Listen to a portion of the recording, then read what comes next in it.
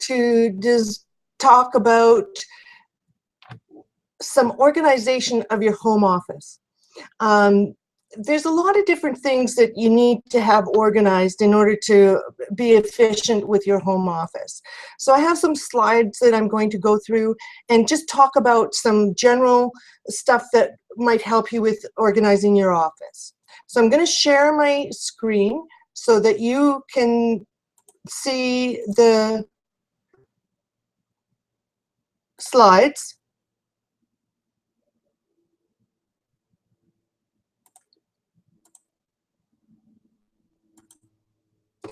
And here we go. Okay, so organization to improve the bottom line. Everything that you do that keeps you organized will help with providing profits to you. Now, these tips, I've got them organized into 3 different areas: file organization, file retention, and electronics. Today, I'm just going to talk about the file organization. Okay, there's a bunch of different things with file organization. Oh. Well, I don't know what happened to all of the details. Here we go. So the first thing you need to do is decide if you have one company or several companies. So if you have several companies, you need to be able to distinguish between the different companies. And you can do that with separate tab colors. Okay? And then you need also to set up a category for home expenses and one for vehicle expenses. And again, with separate tab colors. Now, you should have separate drawers in your filing cabinet or separate areas within your filing cabinet for each of these categories. So you have your general expenses for your company, you have your home expenses, and you have your vehicle expenses. So all of those, there should be files for each of those different categories with different tab colors. Okay?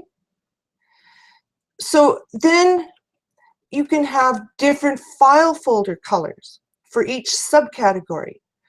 For instance, you know, a subcategory would be accounts payable or accounts receivable or bank accounts. And let's say that your subcategory of accounts payable used a red folder, then all of the accounts payable folders would be red. And then you'd pick a different color for accounts receivable. Maybe all of those are green. Bank accounts might be blue. So that you have the documentation in those file folders within those colors. So it makes it very easy to find things when you're looking through your filing cabinet. All right? Now, labeling each of the folders. You need to label them and file them alphabetically. For example, for accounts receivable, you might have Joe Blow as one of your accounts receivables. So you would put Blow, comma, Joe. Or John Doe. So it'd be Doe, comma, John. And then you might have a company, ABC Company. Okay? So ABC Company would come before Joe Blow, which would come before John Doe. You need to be able to file these alphabetically within each subcategory. So your accounts payable would have the same thing. You would put a AP and then the name of the vendor or supplier. And this way you can keep track of all of your files in an organized manner.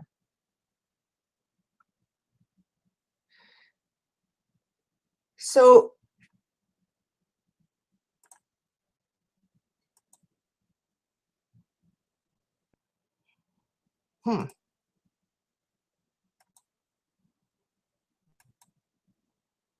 I'm going to go on and talk about file retention just briefly. For your files that you have, you need to know how long you need to retain them. And there's some legal reasons for retaining these. Okay, so for tax purposes, you're required to keep all income tax records for 7 years, unless otherwise requested by the CRA. They may request you to keep them for longer. It will never be less than 7 years. So for the year 2016, you have to keep it until 2023. Okay?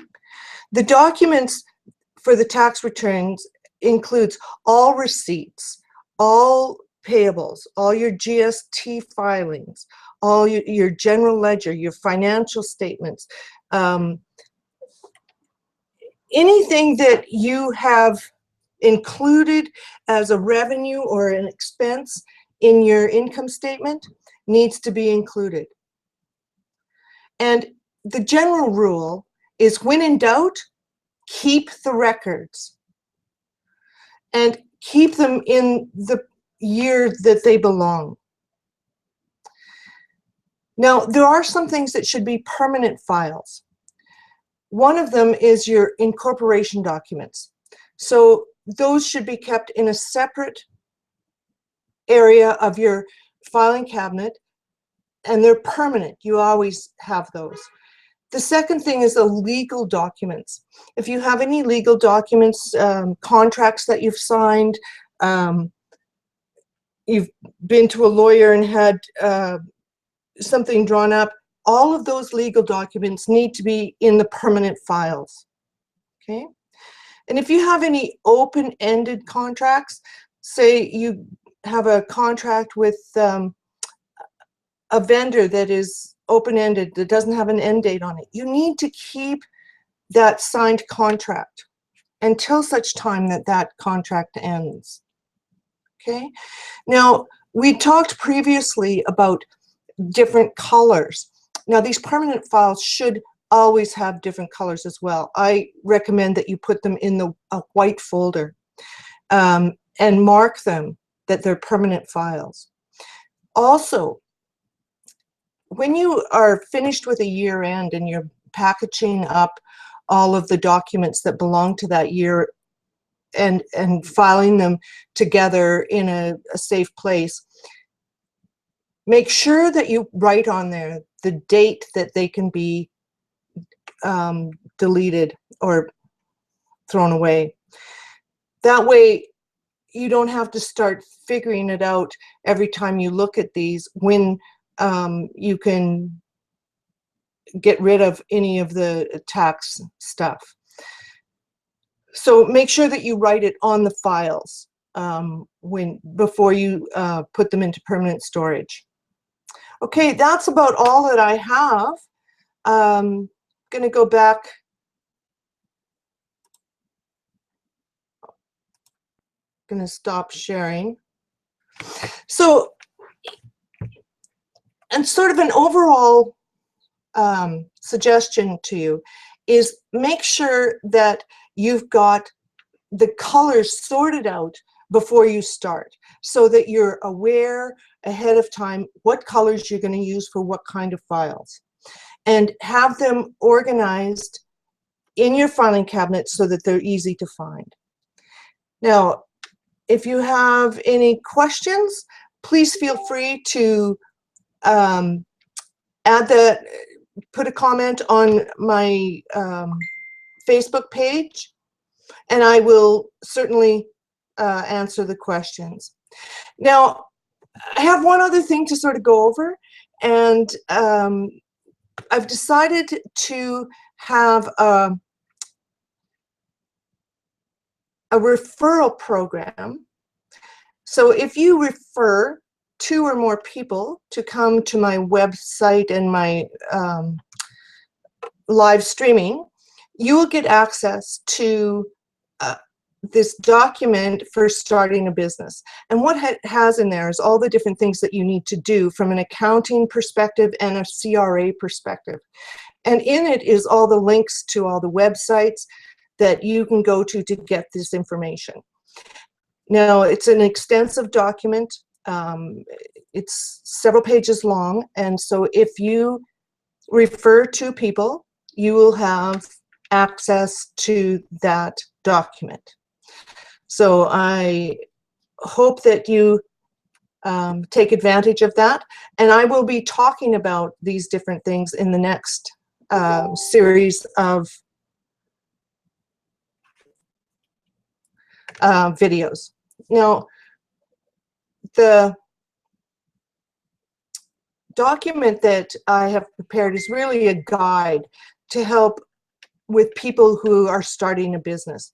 And rather than waiting until you get into trouble and have to deal with problems with the CRA, filing issues, if you set it up properly in the first place, it'll take you a lot less time and a lot less hassle. So thank you, everyone, and I'll see you next week. Okay, bye-bye.